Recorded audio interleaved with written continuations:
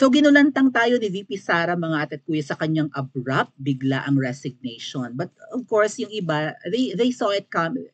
They saw it coming na rin naman. Alam niyo, sinisiraan pa nga siya eh. May nakapagsabi pa na after na ibalita ng media itong pagre-resign ni VP Sara, may nilabas silang PISA report patungkol sa mababa daw na ranking ng Pilipinas sa PISA, kung ano man yan, I think about education.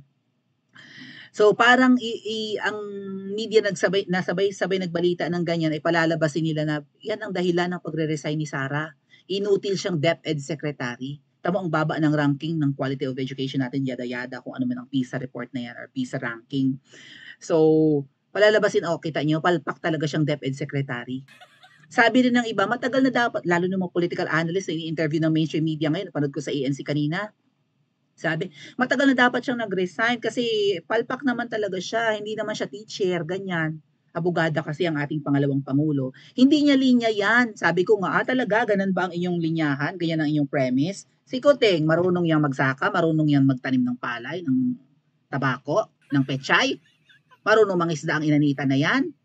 Anong alam yan? Hindi nga yata tayo nagtrabaho. Politiko lang naman yan. Tsaka ano lang, under the, alam niyo na, palda ng palaka.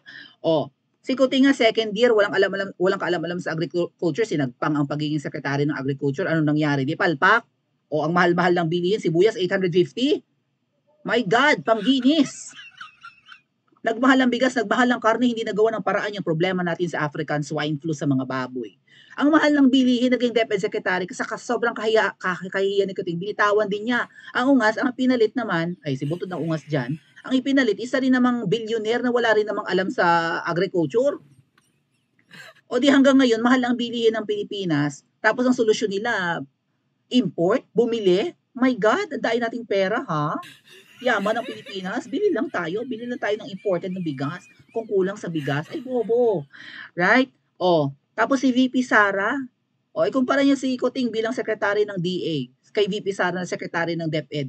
Ultimo mga pinklawan, tuwang-tuwa sa mga programa ni VP Sara sa Department of Education. Okay? Siyempre, nalungkot tayo. Totoo po yan mga tet kuya, marami akong friends na teachers. Siyempre, itong profession ko, ayoko lang magturo. May mga kaibigan ako mga teachers, mga kaklase ko mga teachers, masaya sila sa performance ni VP Sara as DepEd Secretary. Ang bilis mag-approve basta't para sa welfare ng mga maestra, even faculty members, even yung mga non-teaching professionals na nasa DepEd, syempre yung mga empleyado ng eskwelahan na hindi naman teachers like mga janitor, ganun-ganun, no? Office staff and whatnot. Masaya sa performance ni VP Sara. In fact, sa mga survey, rank 1, highest si VP Sara sa mga sekretary ni Kuting. Todo lang sila paninira. Tsaka syempre mga adet kuya, agree naman ako na matagal na dapat nag-resign yan si VP Sara. The moment na hindi siya nabinawasan ng kanyang pondo, pinilayan siya. Despite na ang DepEd ang may pinakamalaking chunk ng budget ng Pilipinas. Pero kung aalisan nyo ng budget yan, hindi nyo bibigyan ng confidential funds, sinisiraan yung ganun. Sabi ni VP Sara, we can function without that, di ba? So ginigipit sa budget. Saan ba iniintindang budget natin? Hini-hear. Di ba sa lower house na pinaghaharian ni Tamba? Katandi mo Kuting, ginipit ang budget ni VP Sara.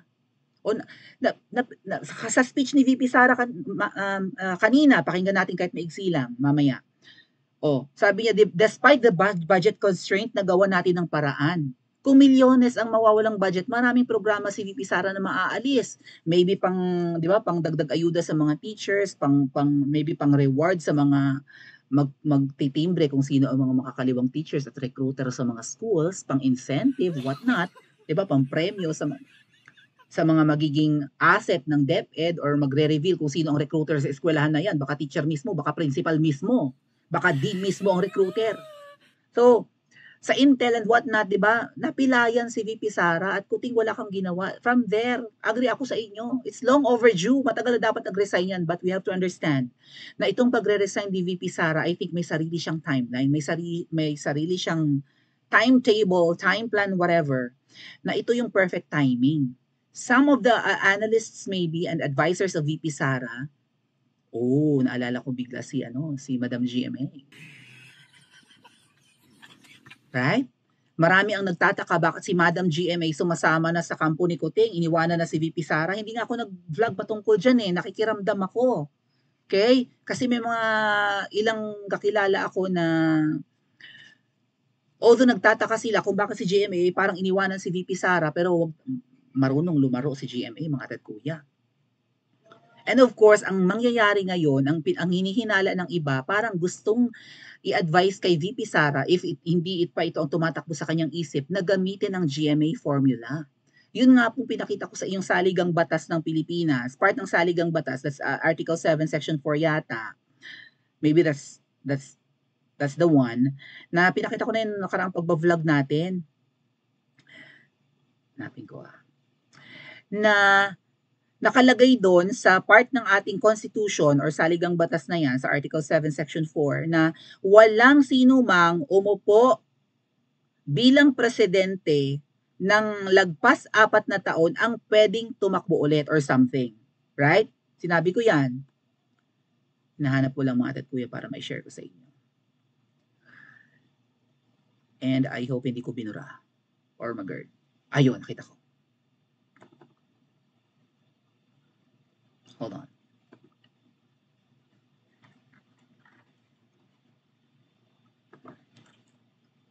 So baka yung time frame or I mean yung part ng constitution ang gustong gamitin ng sino mang advisor for VP Sara para naman kasi si Madam GMA mga ate at kuya ay naging presidente ng Pilipinas for 9 years. Yung 3 taon ni ERAP ay napapunta kay Madam GMA nung nag-resign si ERAP. Okay? Na-discuss ko to. So kung si VP Sara ay magiging presidente ng Pilipinas pagpatak ng July 1 or kahit later than that, basta't ngayong taon, pwede pang tumakbo si VP Sara sa 2028 at sigurado namang siya'y mananalo unless magic inibutod, di ba? Pero kung taong bayan ang masusunod, mananalo si VP Sara sa 2028. At pag pinalad tayo in God's will, ito yung pinakita ko sa inyo dati.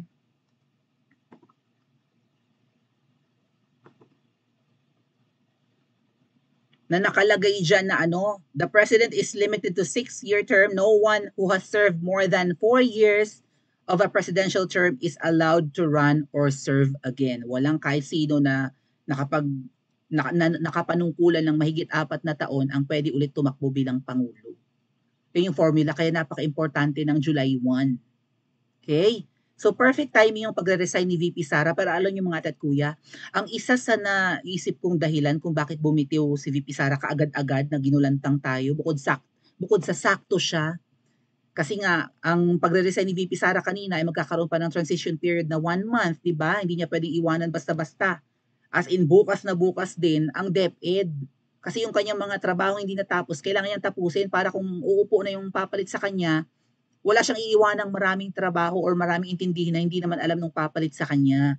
So, maire-ready pa niya at matatapos pa niya yung mga naiwanan niyang programa and then within a month at okay na, pwede na siyang umalis. And yung effectivity ng resignation ni VP Sara is sa July 19. At kung ang SONA ni Kuting ay July 22 next month, nakapag-resign na si VP Sara bago pa mag-SONA si Kuting. Ang sabi nga po ng iba, sana huwag nang abutin ng SONA yung lintik na inanitan na yan. So laman ng balita kanina si VP Sara, syempre, no? At ipinaliwanag ni VP Sara na ang kanyang pagbibitiw ay hindi dahil sa kanyang hindi dahil sa kahinaan. She's not a weak leader. She's not a weak DepEd secretary. Ako na ang makakapagsabi, even yung mga teachers po na nasa DepEd ang makakapagsabi na ibang-iba ang pamumuno ni VP Sara sa DepEd kesa sa pamunuan dati. Okay?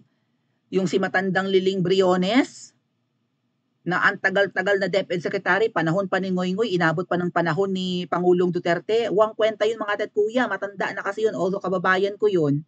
Si Liling Briones, Batanggenya din yata yun. I think so. Kasi kilala siya ng mga kaibigan kong teacher sa Batangas. At si Liling daw umuwi-uwi pa minsan-minsan ng Batangas. So, yung dating DepEd secretary, matandang-matanda na. So, alam nyo na, you cannot teach an old dog with new tricks. Mahirap baliin ang matandang buto, marupok na nga, ayaw mag-bend. Hindi flexible sa changes. So pinapaliwanag lang naman ni VP Sara dito na ang kanyang resignation ay hindi dala ng kahinaan. Pero hindi niya ni-reveal mga ate at kuya kung ano ang dahilan. Laman ng mainstream ng si VP Sara ngayon. Siya ngayon ang trending. Gulantang ang lahat. Okay? Tapos biglang sabay-sabay daw na nag-release ng balita itong mga mainstream media, TV networks, radio, print media, ng tungkol nga doon sa parang sa PISA na mababa ang ating rankings. Diyos ko naman. Paano hindi magiging bulok? Ano na yan? Parang ano na yan? Yung latak na yan ng mga nakaraan ding DepEd Secretary, mga ate at kuya. Yan nga pong pagiging malamya ng ating maybe DepEd nga yan sa corporal punishment. Yung parang ginagaya kasi natin yung Amerika, di ba? Na ang mga estudyante hindi pwedeng masinghalan, bawal ang verbal abuse, bawal na ang corporal punishment. Dati namamalo ng ruler, ng babato ng chalk, ng eraser ang maestra, nangungurot, ng pipengot. Ngayon bawal na yan, physical yan, di ba? Abuse yan eh. Kaya lang, mga estudyante ngayon, batugan. Kwento ko nga sa inyo, mayroon akong teacher na dinalhan ng baril ng estudyante. Babang-bangin ng teacher. Napigilan lang. Grabe ang sungay ng mga estudyante ngayon, lalo sa public, mga ate at kuya. Tapos, mga teacher ngayon ang parang paparusahan pa. Ganyan ang sistema ngayon eh. Kapag ang bata bumagsak, ang teacher ang papaparusahan. Kapag ang bata, di ba, hindi pumasa, pinipilit, kailangan ipasa ng teacher, no one will be left behind nga. Bulok, pangit yun, maraming pangit sa DepEd. At hindi naman kayang baguhin ni VP Sara yan. Pero ang dami yung nagawang maganda. Okay? Ang sabi ng mga tuwang-tuwa ang mga ensaymada vloggers sa pagre-resign ni VP Sara. Kasi yes, matagal na dapat 'yan, no? Ayaw namin sa kanya, wala nang unit team, ganyan. Ayaw sa kanya ni Butod, bad shot na siya kay Butod, yada-yada. Kuting dapat kang matauhan. At magba-backfire sa iyo ang pagre-resign ni VP Sara. Gulantang araw, pag-usapan natin mamaya, nataranta daw si Smugs at saka si Kuting sa bigla ang pag-resign ni VP Sara. Dapat kayong mataranta. Although dapat kayong magdiwang dahil ang laki-laki ng pera ng DepEd. Halos 1 trilyon ang budget ng DepEd, mga ate at kuya, ngayong taon. Sabi ko nga sa inyo, of all the departments ng Pilipinas, nasa 21 departments yan, more or less, ang Department of Education ang pinaglalaanan ng pinakamalaking budget ng Pilipinas, hindi Department of National Defense dahil wala naman tayong kaaway. Mga NPA ang kaaway natin. We will implode because of NPA. Okay? Nga lang, si Kuting naman gusto makipagyera. Ay ungas. O wala naman tayong kaaway na bansa eh. Kasi nga, di ba kapuluan tayo, hiwalay tayo. Hindi tayo dikit na katulad ng Middle East, ng Europe, right? Hindi tayo kadikit sa ibang kontinente. Although ang Asia ang biggest continent, hiwalay tayo sa buong Asia. Asia nga palang Middle East. But you get what I mean? Africa with 44 hanggang 45 countries, imagine nyo yan. 40 mahigit ang bansa sa Africa, from Egypt to South Africa, Sudan, kung ano-ano pa yan, no? Yung mga yung iba pang part ng Sahara Desert and whatnot. Ang Pilipinas ay nag-iisang bansang katulad ng iba pang mga nandito sa Southeast na, actually ibang Southeast, kadikit mismo ng Asia eh. Nasa Asian continent tayo hiwalay. Wala tayong kaaway. Pero ang Kuting gustong makipag-away. Ang daing programa ni Kuting na sa tingin ko pag nakikita ni VP Sara at nalalaman ay hindi niya magugustuhan at hindi siya sasang-ayon. Iba ang napag-usapan nila. Nung panahon ng elections, kaya nga nag-unite sila eh. Kaya nga si VP Sara naging running mate ni Kuting. Nagtandem ang dalawa. Nangako si Kuting ng continuity. Itutuloy ang nasimula ni Pangulong Duterte. Anong ginagawa ni Kuting ngayon? Ibang-iba, taliwas. Sa droga pa nga lang. Gusto ni Kuting walang mamamatay sa war on drugs. Wala siyang war on drugs. Campaign against illegal drugs lang siya meron. Ang tanong, successful? Sino ang unang-unang masisira ang buhay sa lumalalang droga? Mismo mga kabataan. Sila ang madaling ibuyo dyan. Kung ikaw matanda na, matigas na ang ulo mo, mature ka na rin, Hindi ka na madaling buyon, alam mong masama. Ay, mga bata. O, simulan sa Yossi muna, and then i-introduce ang Maria Juana. O, gusto mo ng malakas ang tama, Tiabo na. So, alam ni VP Sara, nakikita niya na bulok ang mga programa ni Kuting. Pahirap ang buhay, ang mahal ng bilihin, ang gulo-gulo. Gustong sumabak sa gera. Winawalang hiya ang Davao, puno na ang salop. Yan. Oh. And isa pa sa theory ko mga ate at kuya ha, alam niyo bang itong hakbang ng maisog sa Angeles City, Pampanga, itong huling-huli? Kasi magkasunod eh. Diba? Kailan lang yan? Ilang araw lang nakakaraan? 2 days pa lang nakakaraan? Na trending si Baste, tapos kahapon or kanina, VP Sara naman, magkasunod.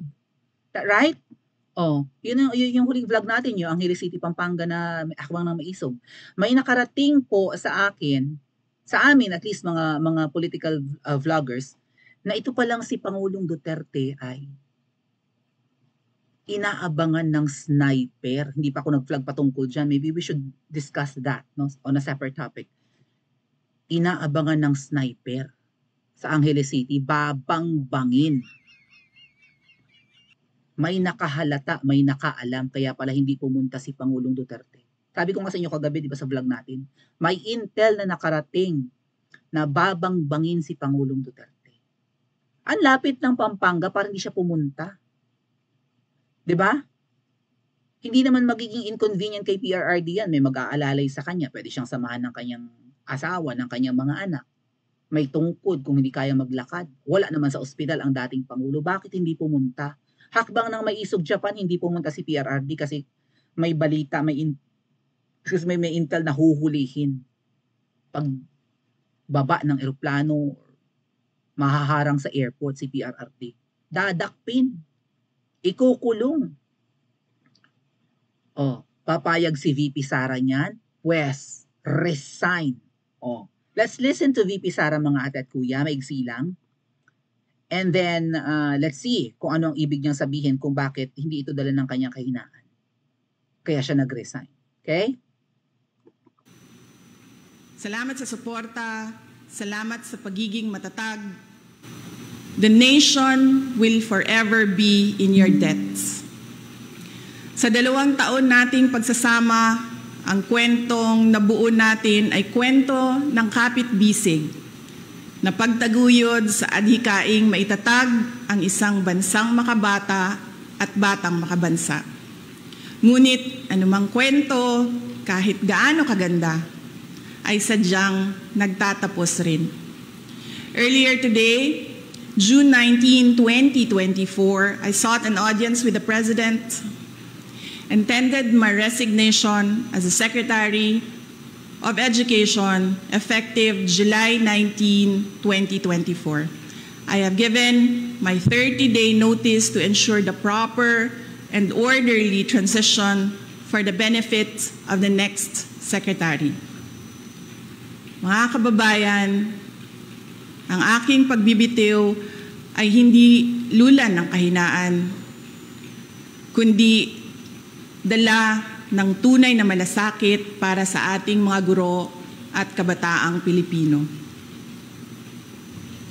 Bagamat hindi ako magpapatuloy na mamamahala sa kagawaran, patuloy pa rin nating itataguyod ang kalidad ng edukasyon na nararapat para sa Pilipino. Ang kanyang pagbibitiw ay hindi dala ng kahinaan kundi ng tunay na pagmamahal. Right? Parang ganon. Mas gusto pa niyang maprotektahan ang mga Pilipino at ang mga mag-aaral kaya siya nagbitaw. Hindi na niya kailangan sabihin niya kung tutuusin. At wala naman talaga siyang binigay na reasons kung bakit siya nagbitiw. Okay? Pero, kung ito ay simula na nga po ng... Kasi maraming nananawagan na bumitiw na siya eh. Parehong kampo ng mga supporters ni Kuting at even tayo mga DDS. Huwag ka na dyan. Quit na, ipakita mo na sa lahat na wala ng unit team, eto na yan. And take note, hindi lang ito ang binitawan niyang posisyon. Even yung pagiging co-vice chairman niya ng NTF-ELCAC, binitawan niya na rin yan. So maybe VP Sara will focus on many things at ito ay paghahanda na rin sa GMA formula. Right? Oh. Kaya ang sabi po, although tuwang-tuwa ang mga ensaymada vloggers, ha ha ha ha, ah, ha ha ha, nagbitiw, mahina, ah, ha ha ha, diba? Gusto nila yan na walang ibang hawakang posisyon si VP Sara. Oh well, ano ba ang mandato ni VP Sara? She's the spare tire. Pangit mang pakinggan.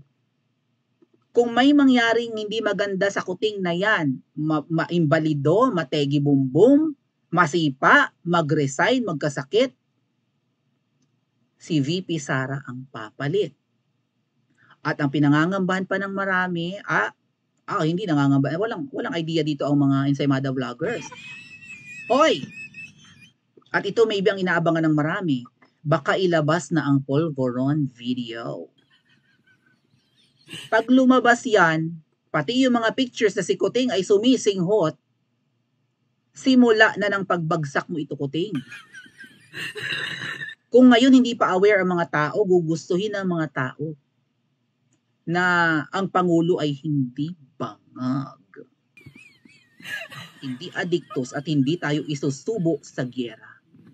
Agree ba kayo mga ate at kuya? Pa-comment po sa comment section at mag-like and subscribe din po kayo.